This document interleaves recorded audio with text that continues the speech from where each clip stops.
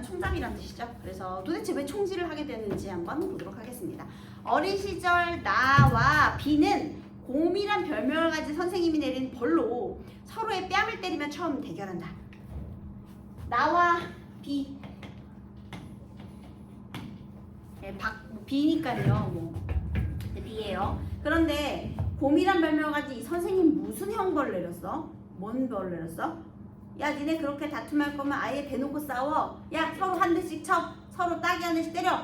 지금은 상상도 할 수 없지만 옛날에는 이런 체벌이 있었어요. 그 선생님 때는 이열치열이라고 그런 거 있어. 만약에 수업 시간에 껌 씹다 걸리잖아. 그러면 그 다음 시간에 걔가 껌을 한 통을 사와야 돼. 그래서 그 한 통을 수업 시간에 여기 앞에 책상 하나 대어놓고 한 통을 다 씹는 거야. 계속. 괜찮다. 근데 어떻게 되는지 아세요? 침이 미친 듯이 흘러요. 그게 좀 옛날 껌들이 좀 달잖아요. 근데 단 껌을 계속 넣잖아. 그러면 진짜 입이 여기 아구가 아프기도 한데 그 껌을 계속해서 넣어야 돼. 그러면 침이 그렇게 흘러. 되게 추잡스럽게. 어쨌든 뭐 그런 형벌들이 옛날에는 말도 안 되는 그런 것들이 있었죠. 그래서요. 자, 처음 대결 의지를 벌였던 거는요. 서로의 우리 곰이라고 불리던 선생님에 의해서 첫 대결은요. 자, 대결 1. 서로의 뺨 때리기. 자, 이렇게 된 거예요. 자, 그 다음 중학교에서도 같은 반이었던 나와 B는 이번에는 경희를 사이에 두고 신경전을 벌인다. 그녀가 문제예요. 요 어장관리요. 경희. 그래서요. 얘가 이제 신경전을 벌이는데요. 중학교 졸업반이 되던 나는 경희와의 관계를 B에게 고백했으나 자, 여러분 그러니까 경희하고 얘는 처음에 무슨 사이예요? 처음에 사귀었던 사이야. 그러면 나에게 있어서 경희는 전 여친이 되는 거죠. 이렇게 돼요. 처음에는 얘가 먼저 첫 번째 둘이 사귀게 된 거예요. 그 다음에요. 그래가지고 내가 야 사실 경희는 나랑 만나기로 했어. 했더니요. B의 대결 신청으로 이번에는 공기총 사격. 대결 2. 이번에는 공기총 사격. 조금 강도가 심해졌죠? 그런데 나의 귓바퀴에 상처가 남았대요. 누가 이긴 것 같니? 누가 이긴 것 같아요?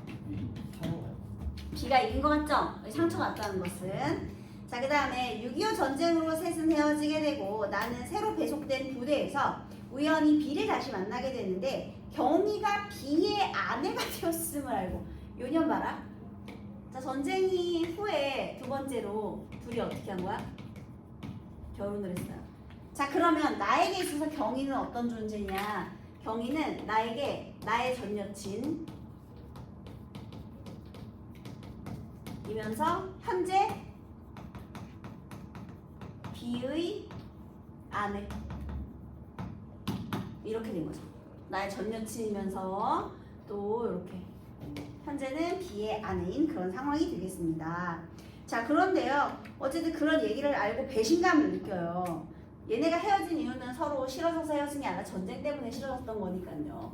그래서 배신감을 느끼고 또 여기서 또 패배의식이 또 한 번 또 있겠죠. 이때도 저, 이때도 저, 이때도 저. 그래서 또 경희도 빼앗겼으니 또 좀 기분이 안 좋겠죠. 그 다음에요. 그 후 B가 모반 혐의, 모반이라는 건 국가를 전복시키려는 역적의 혐의예요. 그래서 나는 B의 사형을 집행하는 사수로 지명이 된다. 여기 여러분 앞부분에 줄거리에서 되게 중요한 얘기 나왔죠. B의 아내가 되었음을 알았고요. 그리고 나서 나중에 사수로 지명이 된다. 이렇게 되어 있네요. 이런 순서가 있어요. 자, 읽어볼게요. 흰눈이 쌓인 살록의 바람소리가 시리다. 소리가 시리다. 이거 뭐예요? 청각의 시각화라고요? 촉각화죠. 네, 촉각화예요. 그러면 이렇게 감각적인 표현을 통해서요. 지금 바람소리 굉장히 황량하죠. 사형 집행장 앞에 분위기가 굉장히 황량하다는 걸 알 수가 있습니다. 감각적인 표현을 통해서 황량한 분위기를 드러냈고요. 그것은 바로 사형 집행장에서의 이름이 틀림없다. 나는 권총 사격에 몇 점, 카빈에 몇 점, M1 소총에는 몇 점 하는 명사수의 하나로 자, 나는 명사수, 현재는 지금 부대에 소속된 명사수 되겠습니다. 총질의 재능이 있었네. 나의 소속 부대에서도 알려져 있다. 그래서 사수로 선택이 된 거예요. 총 잘 쏘니까. 그러나 나 자신이 이 사형 집행을 사수로 지명될 줄은 몰랐다. 얘들아, 그러면 사수로 지명될 줄 몰랐다는 건 사형 집행을 먼저 듣고 그 후에 사수로 지목이 됐다는 것도 알 수가 있는 거죠. 사형 집행이 먼저 떨어졌고 사실 얘가 구명운동거리거든요. 경이랑 같이 비구명운동도 막 해요. 그런데 사수로 그때 이제 지금 지명이 된 거예요. 또 그렇게 달갑지도 않은 일이다. 더욱이 일단 지명된 이상에는 피해낼 도리가 없다. 피할 수 있는 방법은 없죠. 군명령인데요. 아무도 이런 일을 선두에 서서 하겠다는 사람은 없다. 그것도 전기장치로 된 집행장에서 단추 하나를 누르면 보이지 않는 곳에서 기계가 스스로 모든 일을 처리해주는 경우라면 몰라도 이런 경우 어떻게 하는 거야? 직접 처형하는 거잖아. 그치? 단추를 누르는 간접적인 방식도 아니고 그래서 직접적으로 총살하는 경우는 나뿐하기 짝이 없는 일이다. 그렇지 않아도 나는 전에 형무소에서 사형을 집행하는 관리들의 고역을 상상해 본 일이 있다. 그럴 때마다 소름이 끼쳐 그런 일은 어떤 불우한 사람들이 직업으로 삼고 맡아야 할 것인가 하고 동정했었던 것이다. 자, 나는 이 사형 집행하는 업무에 대해 원래 원초적으로 거부감을 가지고 있었죠. 원래 거부감을 가지고 있었어요. 사실 그 경우에 죽는 사람과 죽이는 사람 사이에는 개인적으로 생명을 여탈할 하등의 이해관계가 없는 것이 거의 전부의 경우이기에 그쵸. 사형수가 무슨 일을 저질렀건 일단 사형을 집행하는 사람이 그것을 생사 여탈권을 가질 그런 권리는 없잖아요. 지금 나의 경우는 약간 다르다. B가 오늘 집행되는 수형, 형벌을 받다 이런 뜻이에요. 형벌받는 당사자라는 것을 알았을 때 나는 순간 그것은 참말 계량할 수 없는 눈 깜짝할 찰나였지만 복수의 만족감 같은 회심의 미소를 지을 뻔했던 것이다. 자, 지금 여기서요. 지금 사형 집행을 하게 되었어요.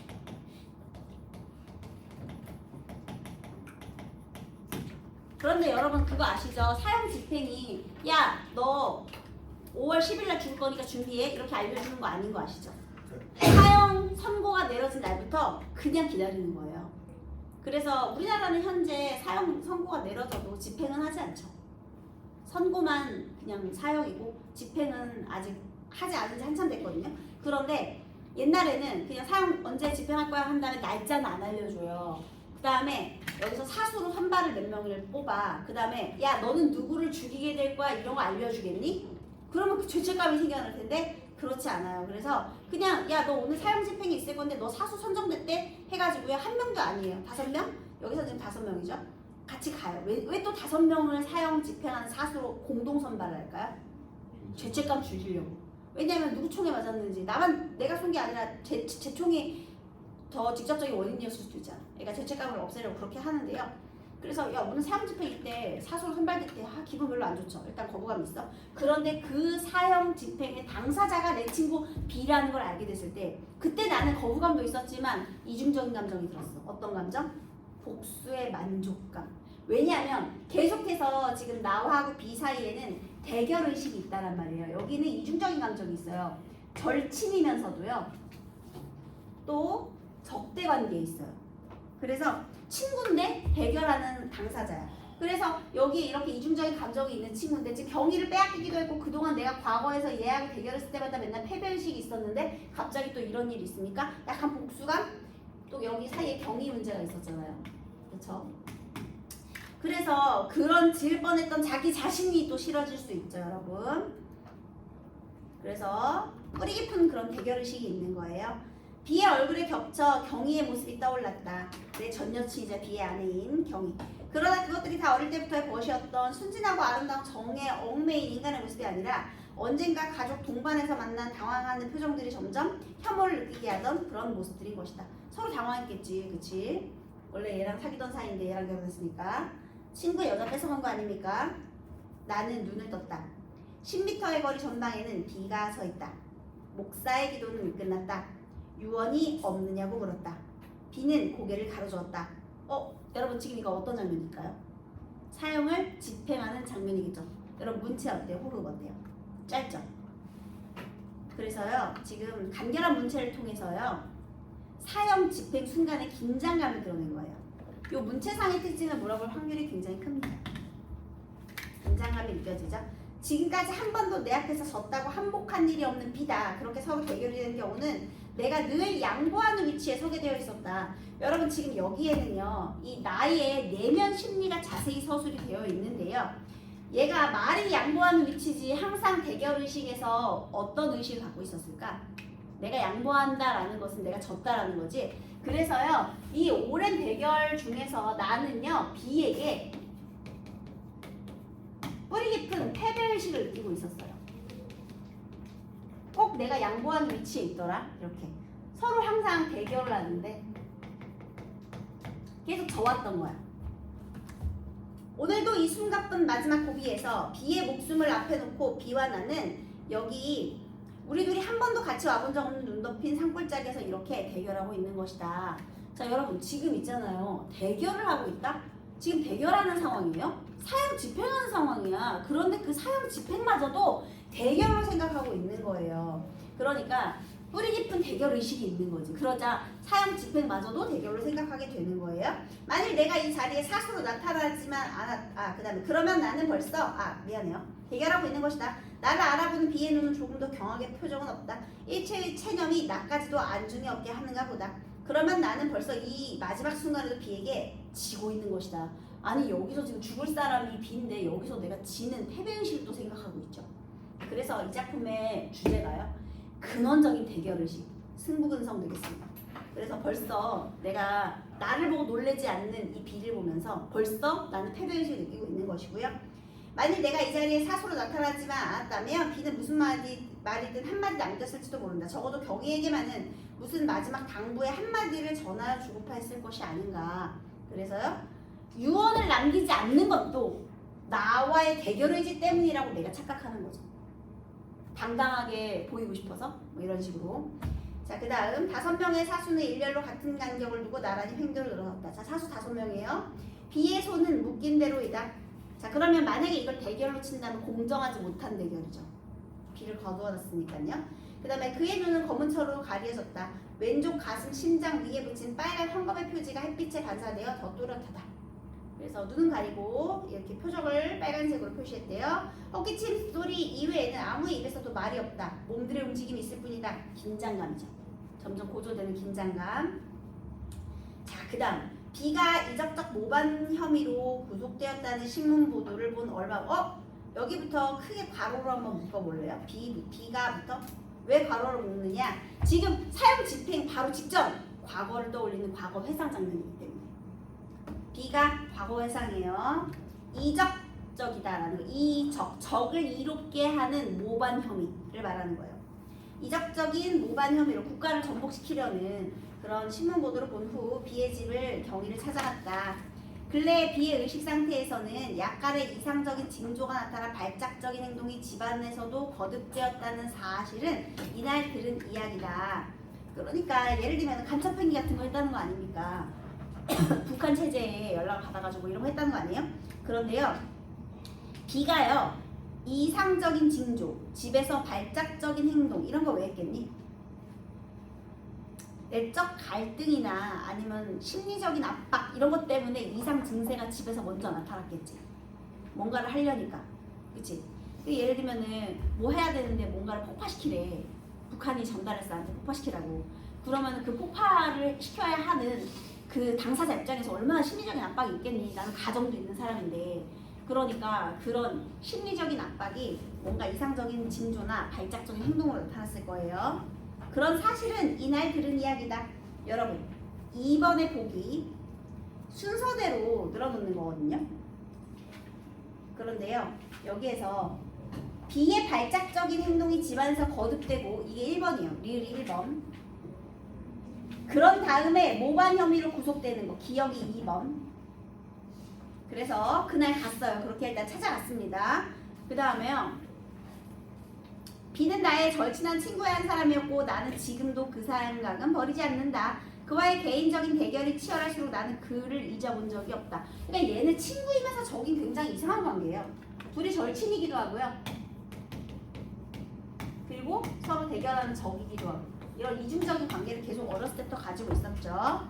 그와의 개인적인 대결이 치열할수록 그를 잊어본 적이 없다. 내 30년의 지나온 세월에 있어서 B는 내 마음속에 새겨진 가장 오랜 친구였고 접촉된 시간도 가장 긴 인간이기 때문이다. 나와 그는 이해관계를 초월하여 사귀어왔다. 다만 경희의 경우를 비롯한 명고비의 치열한 대결은 나와 B의 의식적 적대 행위가 아니라 환경적 조건이 주어진 불가피한 운명 같은 것이 더 컸다고 나는 생각하고 싶은 것이다. 싫어해서 싸운 게 아니고요. 그냥 우리 둘을 적수로 라이벌로 만드는 어떤 운명 같은 것들이 있었다라는 거죠. 그러니까 정말 얘가 싫어가지고 대결하고 싶었던 게 아니야. 그냥 운명적으로 그랬다는 거예요. 그렇기 때문에 나는 나의 아끼다. 나는 현재도 아끼고 있는 유일한 친구이고 그와의 어쩔 수 없는 대결이 거세면 거셀수록 그에 대한 관심이 더 강력하게 작용했던 만큼 그의 혐의를 받는 죄상에 대한 내막은 더 이상 소상하게 늘어놓고 싶지는 않다. 그래서요, 이적적인 모반 행위에 대한 자세한 진술은 없어요. 나를 만난 경위는 시중 울기만 하였다. 자, 모반 행위를 저질렀다는 신문 기사를 보고 경위를 찾아갔다고 했죠. 근데 경위가 계속 울어요. 그것은 오랫동안 떨어졌다가 만난 육친의 애정 같은 것이어서. 여러분, 이때 경위는 나를 어떻게 생각해요? 육친의 애정이래. 날 남자로 사랑해요? 내가 너랑 결혼했어야 되는데 이거야? 아니, 이제는 거의 가족 같은 가족애를 느끼는 거야. 아주 아기 때부터 친구니까. 그래서 그 자리에는 그와 나 사이에 아무런 장벽도 없는 것만 같았다. 그러니까 가족 같은 친근감을 느꼈다는 거야. 경희는 남편인 비의 구출 문제보다도 나에 대한 자신의 변명 같은 호소로 일관하였다. 사병통에 나의 행방은 알 길이 없고 수복포에 우연히 만난 것이 나와 자기와의 과거를 가장 잘 아는 비였기에 나의 생사에 대한 수소문을 서두르는 사이에 나의 소식은 묘연해졌고 비와의 결혼이 정식으로 성립되었다는 것이다. 나로서는 지금이라도 경희가 비를 버리고 나의 품으로 뛰어오겠다면 받아들일 수 있는 애정의 여신이나 아량이 없는 바도 아니었지만은 나는 아직도 경희를 좋아하고 있네요. 그죠?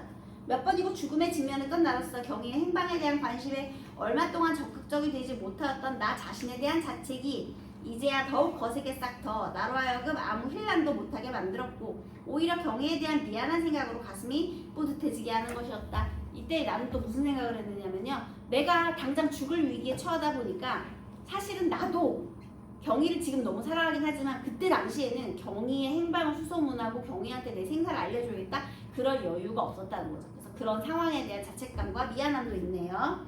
그러나 이미 때는 늦었다. 비의 구명운동이 우리들의 긴급한 일로 당면될 뿐이었다. 그래서 소식을 읽고 찾아가서요. 경희에게 그런 이야기를 듣고요. 변명을 듣고요. 그래서요. 2번 문제를 보면은 아까 1번이 발작적인 행동이 거듭되었고 그 다음에 모반 혐의로 구속이 돼서 찾아간 경희에게 3번 세 번째는 미음이 되겠습니다. 경희가 나 자신의 선택에 관한 나에게 자신의 선택에 관한 변명한 사건 이게 세 번째죠. 그래서 수건 순서대로 늘어놓은 세 번째 5번 미음이 되고요. 그런 다음 디귿 네 번째가 내가 비의 사형 집행 사소로 지명이 된 거고요. 마지막에 얘가 너무 긴장해가지고 심리적인 압박 때문에 기절하거든요. 그 마지막에 기절했던 의식을 되찾는 것이 니은이 마지막 5번이 되겠습니다. 자, 그 다음 다시 이제 과거 해상에서 돌아왔어요. 안전장치를 푸는 쇠붙이 소리가 산골짜기의 정적 속에 음산하다. 그죠? 총 쏘려면 안전장치 풀어야죠. 나는 무심 중 귓바퀴의 상처에 손이 갔다. 귓바퀴의 상처 뭐예요? 아까 공기총 사격할 때 두 번째 대결에서 입었던 상처죠? 그래서요. 호두 껍데기처럼 까칠한 감촉이 손끝에 어린다. 이건 또 촉각이죠. 지나간 조각조각의 단상들이 질서 없이 한 덩어리로 뭉겨져 엄습해 온다. 비와 경의와 곰과 공기총과 걷잡을 수 없는 착잡한 감정이다. 너무 혼란스럽겠지. 얘가 여기서 단순한 감정이 아닐 거 아니에요. 절친한 친구이면서도 그 다음에 얘를 죽여야 하는 그 사형에 대한 거부감, 그 다음에 친구 대결의식, 그 다음에 사랑하는 경이 남겨질 경이 뭐 이런 것들이 전부 계속 혼란스럽게 있을 거예요. 견우어 총! 구령에 맞춰 사수는 일제히 개머리판을 어깨에 대고 비의 심장에 붙인 붉은 딱지 총을 겨누었다! 겨눴어요. 그 다음 순간 나는 내 정신을 돌아왔다. 최종에는 내가 이긴 것이라는 승리감 같은 것이 가늠새 구멍으로 내다보이는 비의 심장 위에 어린다. 그러나 자 처음에 자 우리 비의 서술 방식 볼게요. 내가 총을 겨누는 순간 그때 처음 느낀 감정은 뭐라고요? 승리감. 그러나 곧 나는 나의 차디찬 의식을 부정해본다. 어떻게 기적 같은 것이라도 정말 기적 같은 것이 있어 이 종원의 위기에선 비를 들고 달아날 수는 없는 것인가 하고. 자 지금 뭐예요? 상반된 심리를 순차적으로 서술하고 있죠. 적으세요. 처음에는 승리감, 얘를 죽이면 내가 승리감이겠지. 그 다음에 안타까움, 구해주고 싶어. 적으로서, 친구로서 이 상반된 심리를 순차적으로 서술하고 있어요. 동시에 일어난 감정이 아니죠. 순차적으로. 처음엔 이게 먼저 일어나고 그 다음에 이거. 상반된 심리를 순차적으로 제시했다. 것도 기억해 주십시오. 방아쇠의 차지창 함쪽이 인지 안대에 싸늘하게 연결된다. 그 다음에 내가 쏘지 않아도 다른 내 사수의 탄환은 분명 B의 가슴에 빨간 딱지 표지를 뚫고 심장을 관통할 것이다. 쏘아! 구령이 끝나게 바쁘게 했지. 빵! 소리가 났다. 나는 아직 방아쇠를 당기지 않고 있는 것을 깨달았다. 지금 여기 B와의 최후의 순간에서 나는 또 지각을 하고 있는 것이다. 나는 이제나마 그와의 대열에서 제외되어서는 안 될 것 같다. 방아쇠를 힘껏 당겼다. 얘들아 뒤늦게 썼죠. 그러니까 이게 어떻게 된 거야? 거기에 그 뒤를 보면 총신이 위로 튕겨 올라가는 반동을 느꼈을 뿐이다. 화약 냄새가 코를 쿡 찌른다. 그때는 이미 B는 다른 네 방의 탄환을 맞고 쓰러진 뒤였다. 여러분 그러니까 친구를 직접 쐈어 안 쐈어? 못 쐈어. 사수가 5명이었잖아. 4명은 쏜 거야. 근데 나는 못 쐈어요. 왜? 내 친구니까. 죽일 수는 없잖아. 그런데 친구에 대한 우정 때문에 쏘지는 못했지만 하지만 마지막에 걔가 쓰러지고 나서 마지막 총을 쐈어. 이건 또 뭘로 쏜 거야? 대결 의지로 쏜 거죠. 대결 의지 때문에 걔가 쓰러지고 나서 안 쏠 수 없어. 그럼 나는 완전 패배한 것 같으니까. 그래서요. 얘가 쓰러지고 나서 한 발의 탄환을 쐈거든요. 그 한 발의 탄환은 대결 의지 때문에 쏜 거예요. 자, 다른 4방의 탄환은 나 말고 다른 사수들이 쏜 탄환이고요. 이것 때문에 B가 쓰러진 거예요. 그는 넘어지면서도 나에게 이겼다고 생각했는지도 모른다. 봐, 넌 나 못 쏘지? 이렇게 생각했다는 거죠. 총소리와 함께 나 자신도 그 자리에 비틀비틀 구부러졌다. 극도의 빈혈이었다. 너무 신경을 많이 써가지고 빈혈로 쓰러졌어요. 이제 의식이 완전히 회복돼 가는가 봐요. 눈을 떴다. 옆에 경위가 서 있다. 찬 수건으로 내 콧등에 땀을 닦아내고 있다. B와 나라니? 아니, B는 없다. 경위도 아니다. 무표정하게 싸늘한 아까의 간호원이었다. 착각한 거예요. 내가 이겼는지 B가 이겼는지. 내가 이겼어도 비굴하게 이긴 것만 같은 혼몽한 속에서 나는 다시 깊은 잠에 떨어졌다. 여러분, 내가 이긴 거예요? B가 이긴 거예요? 무슨 의미가 있어? 남한이랑 북한 어때요? 같은 민족이야. 싸워서 뭐 할 거야? 이런 뜻이 담겨 있는 거예요. 그러니까 지금 나하고 B가 이렇게 절친한 사이임에도 불구하고 대결의식 때문에 뭐 서로 이렇게 경쟁을 하고 있지만 사실 이 이면에는요 동족 상잔의 비극 문제를 다루고 있는 거예요. 이게 이면적인 주제예요. 무슨 의미가 있니? 우리 민족끼리 피 흘리는 게 이렇게 되는 거지. 자, 1번 A와 B의 서술상의 특징으로 가장 적절한 것은 적절한 거니까 당연히 A와 달리 B는 현재형 문장을 중심으로 한 서술을 통한 현장감 모두가 봐도 2번 되겠습니다. 그다음에 시간 순서대로 늘어놓으면 미음이 되고요. 기억과 니은의 서사적 기능으로 적절한 것도 역시나 황량한 분위기. 정답은 5번이 되겠죠. 그 다음 이번에는요. 인간의 본능적이고 숙명적인 대결의식을 다룬 소설 또는 우리 민족의 현실을 형성한 소설. 자, 대결의식이냐 민족의 분단의 비극이냐 이거를 가지고 작품 감상의 기준을 삼아보세요. 1번 복수에 만족감 같은 회심의 미소를 지을 뻔하거나 마지막 순간에도 이미 지고 있다고 느끼는 것. 끝까지 본능적 대결의식을 보이는 모습. 괜찮죠? B가 다른 4방의 탄환을 맞고 쓰러지자 내가 그 자리에 비틀비틀 꼬꾸라져 버리는 것은 두 사람 사이의 숙명적 대결이 외적 요인에 의해 초래되었다는 사실 깨달은 충격되고 말도 안 되죠. 빈혈 때문에 쓰러졌고요. 그 다음에 아까 그런 말을 했어요. 나는 B가 적대적으로 느껴져서 그래서 대결의식을 느끼는 것이 아니라 그냥 어떤 운명의 라이벌 같은 느낌을 받았다. 이렇게요. 숙명적인 느낌을 받았다라고 했기 때문에 2번은 완전히 틀렸습니다. 나머지는 읽어보세요.